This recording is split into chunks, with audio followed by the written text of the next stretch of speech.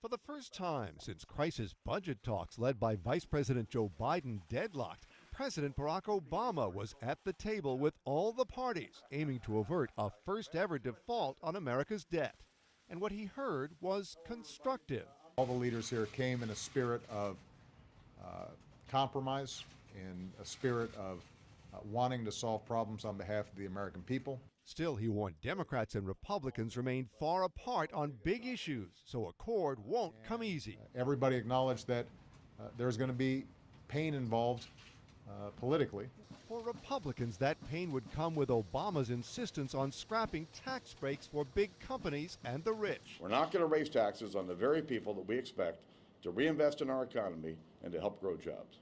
And for Democrats, it could come in curbing Social Security payouts. Obama's reportedly considering a new formula for cost of living increases, to the dismay of his top ally in the House. Do not consider Social Security a piggy bank for giving tax cuts to the wealthiest people in our country.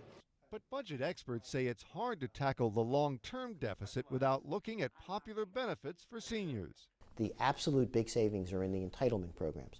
And so what they're looking at the most these days is particularly Medicare, some perhaps in Medicaid, and even perhaps, although I think it's ultimately unlikely, Social Security.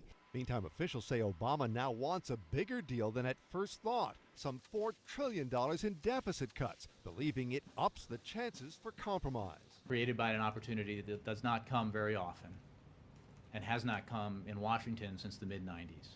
With that in mind, Obama plans to reconvene the leaders Sunday as he drives for a landmark deal. These deficit talks were already a high-stakes business, but by pressing for a much larger deal and potentially painful concessions, the president's telling lawmakers it's time to go big or go home and face an angry electorate next year. Mark Smith, The Associated Press, the White House.